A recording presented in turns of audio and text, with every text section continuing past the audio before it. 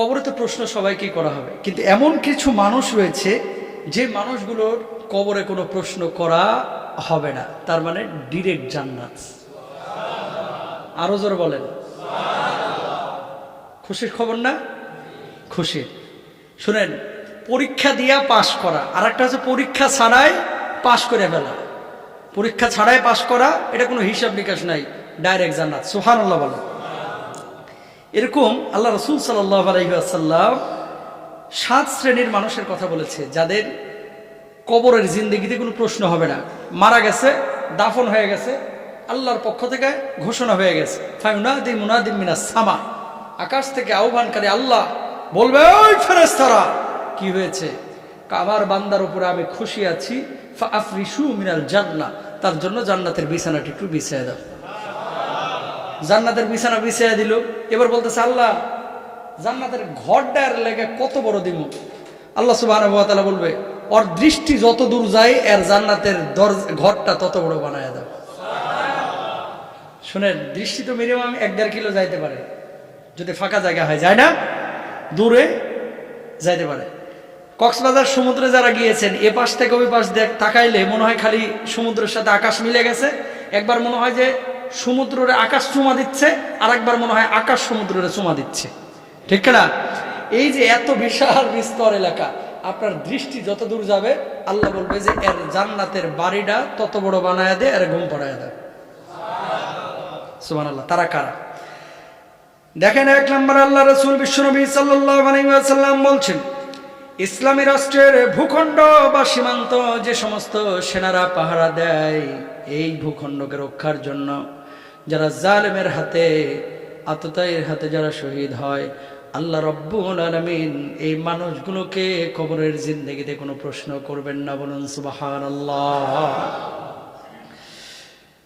2 নম্বর, Oman মাতা ফি সাবিলিল্লাহ, যে ব্যক্তি আল্লাহ রাব্বুল আলামিনের রাস্তায় লড়াই করে শহীদ হয়েছে, বাল্লাহয়াউন ইনদা রাব্বিহিম ইরজাকুন, বরং তারা জীবিত। ওয়ালা তাকুলু লিমান ইউকতালু ফি সাবিলিল্লাহ, এদেরকে তোমরা মৃত বলো না। আল্লাহর জমিনে আল্লাহর দ্বীন কায়েমের জন্য যারা শহীদ হয়েছে, যারা কোরআনের বিধানকে কায়েমের জন্য, নবীজির সুন্নাহকে কায়েমের জন্য আল্লাহর রাস্তায় লড়াই করে জীবন দিয়ে দিয়েছে, আল্লাহ রাব্বুল আলামিন এই মানুষগুলোকে কিয়ামতের ময়দানে বিনা হিসেবে জান্নাত দিবেন। আর মৃত্যুর পরে কবরে কোনো প্রশ্ন ছাড়াই তাদের জন্য জান্নাত নির্ধারণ করে দিবেন। কয় নাম্বার গেল? 3 নাম্বার, যারা রাতে নিয়মিত সূরা মুলক পড়ে। আল্লাহ রাসূল সাল্লাল্লাহু আলাইহি ওয়াসাল্লামের সাহাবী হযরত ইবনে আব্বাস রাদিয়াল্লাহু তাআলা আনহু বলেন, এক সময় আল্লাহ রাসূল সাল্লাল্লাহু আলাইহি ওয়াসাল্লামের এক সাহাবী একটি কবরের ওপর তার তাঁবু খাটান। তিনি জানতেন না এটা একটা কবর। হঠাৎ বুঝতে পারলেন কবরে একটি লোক সূরা মুলক তেলাওয়াত করছে। সে তা পাঠ করে সমাপ্ত করলো। বিশ্বনবী সাল্লাল্লাহু আলাইহি ওয়াসাল্লামের কাছে আসলেন, হে আল্লাহর রাসূল, আমি একটা কবরের উপরে তাঁবু খাটিয়েছিলাম, আমি জানতাম না এর নিচেই কবর আছে, কিন্তু সেখান থেকে সূরা মুলুকের শব্দ আমি পাইলাম। আল্লাহর নবী বললেন যে ওই কবরের মধ্যে যে ব্যক্তি শায়িত ছিলেন তিনি নিয়মিত সূরা মুলুক তেলাওয়াত করতেন। কেউ যদি রাত্রিকালীন সময়ে নিয়মিত সূরা মুলুক তেলাওয়াত করে, আল্লাহ রাব্বুল আলামিন এই সূরাকে তার জন্য নাজাত দানকারী বানায় দিবেন। সূরা মুলুক নিয়মিত রাত্রিবেলায় তেলাওয়াত করবেন। রাত্রিবেলায় তেলাওয়াত করে যদি এর মধ্যে মারা যান, এই সূরা মুলুক কবরের সিকিউরিটি গার্ড হয়ে যাবে। সুবহানাল্লাহ। কবরের কি গার্ড? Security guard. রাইফেল নিয়ে দাঁড়াবে। রাইফেল না, দুনিয়ার রাইফেল না। কি করবে? কবরের চতুর্দিকে সূরা মুলুকটা ঘিরে রাখবে। মন কান্না করে আসবে, বলো কই আইছো? কয় প্রশ্ন করতে? কয় গরু মিয়া, কাম পাও না, এখানে আইছো কাম করতে? হ্যাঁ, কয় তুমি জানো না এই ব্যক্তি সূরা মুলুক পড়ে মারা গেছে আজকে রাত্রে? আমার নবী বলে গিয়েছিলেন, আল্লাহর পক্ষ থেকে ঘোষণা এসেছে, মুলুক পড়ে যে মারা যাবে আল্লাহ রাব্বুল আলামিন সে যদি ঈমানদার হয়ে থাকে তার কবরটাকে জান্নাতের বাগিচা বানিয়ে দিবেন। মুলুক পড়া দরকার আছে না নাই? কয়টা গেল? আজকে কি বার? জোরে বলেন। আল্লাহ রাসূল সাল্লাল্লাহু আলাইহি ওয়াসাল্লাম বলছেন, কোন ব্যক্তি যদি শুক্রবার জুমাবারে দিনে অথবা রাত্রে মারা যায়, আল্লাহ রাব্বুল আলামিন ওই ব্যক্তিকে কবরের যাবতীয় প্রশ্ন ফিতনা থেকে রক্ষা করবেন। কোন দিন মারা গেলে? শুক্রবার, জুমাবার। সহিহ হাদিস কিন্তু এটা। জুমার দিনে অথবা জুমার রাত্রে। জুমার রাত মানে জানেন শুক্রবারের রাত না, বৃহস্পতিবারের রাত। মাশাআল্লাহ, আপনারা জানেন, আমার মুসল্লিরা অনেক ভালো, আলহামদুলিল্লাহ বলেন। জুমার রাত মানে বৃহস্পতিবার রাত, মানে আমগো বিয়ার রাত। কথা বলে না দেখি। বৃহস্পতিবার মানে কি? কালকে সারা রাত কিন্তু ঘুমাইতে পারি নাই ভাই। আমি তো থাকি 8 তলায়, লিফটের 8 না লিফটের 7, মানে 8 তলায়। সামনের 5 তলা বিল্ডিং এ পুরো লাইটিং করছে। আর আগে কিন্তু গান বাজাইতো, এখন গান কিন্তু বাজায় না, খালি ঢুস ঢাস আওয়াজ হয়, ঢুস ঢাস। কথা বলেন না কেন? আগে কিন্তু গান বাজাইতো, এখন কিন্তু খালি কি যেন বাজায়, ঢুস ঢাস আওয়াজ হয়। আর ভাই এমন আওয়াজ হয় যেন নিচে ভূমিকম্প হচ্ছে। অনেক তদন্ত করে, গবেষণা করে, এমফিল করে, পিএইচডি করে সকালবেলায় আমি জিজ্ঞেস করিলাম এক চাচাকে, চাচা এখানে কি হইয়াছিল? তিনি বললেন এখানে কান ফুরানের অনুষ্ঠান হইয়াছে। বুঝেন নাই কথা? আর বিয়ার অনুষ্ঠান না, কান ফুরানির অনুষ্ঠান। তাই এরকম গান বাজনা, 4 তলা বাড়ি, পুরা লাইটিং, নিচে গরু মরু জবাই করে অস্থির। চিন্তা করলাম কান ফুরানিতেই এত ঠেলা, এই বেডের বিয়ার সময় হইব কি জ্বালা।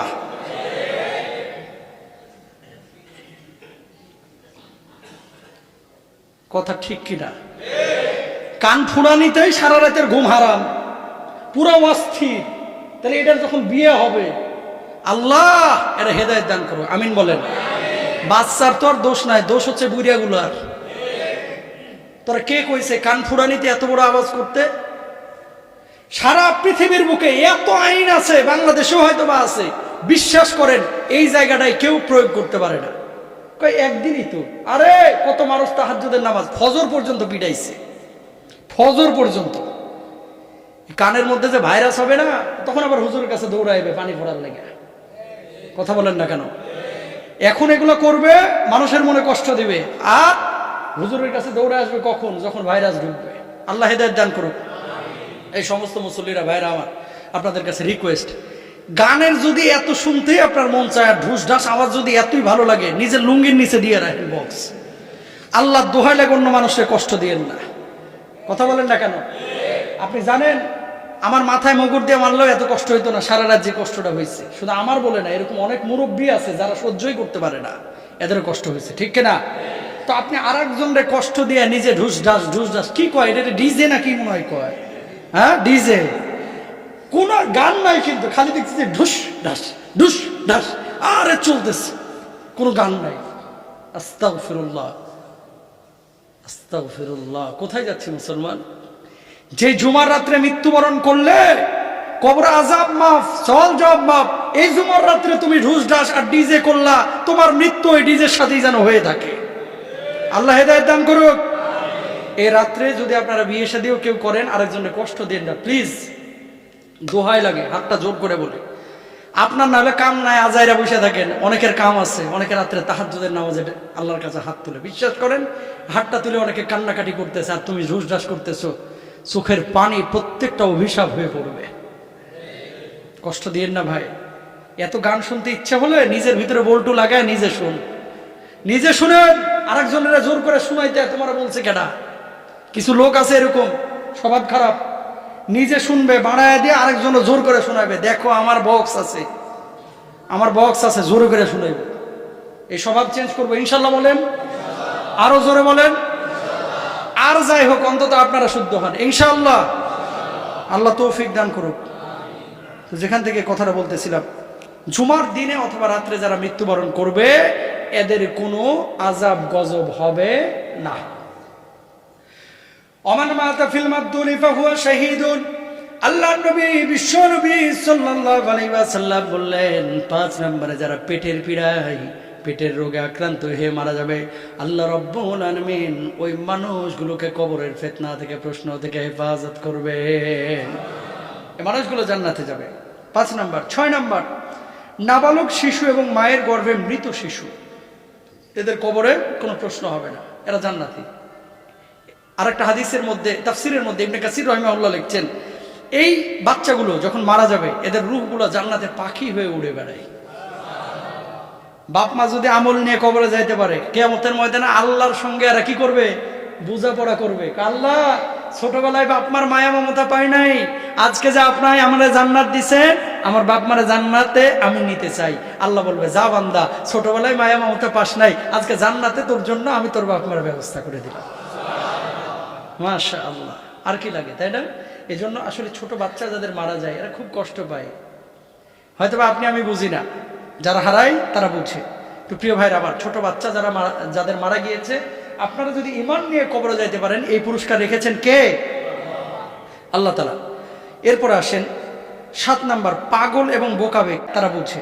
তো প্রিয় ভাইরা আমার, ছোট বাচ্চা যাদের মারা গিয়েছে, আপনারা যদি ঈমান নিয়ে কবরে যাইতে পারেন, এই পুরস্কার রেখেছেন কে? আল্লাহ তাআলা।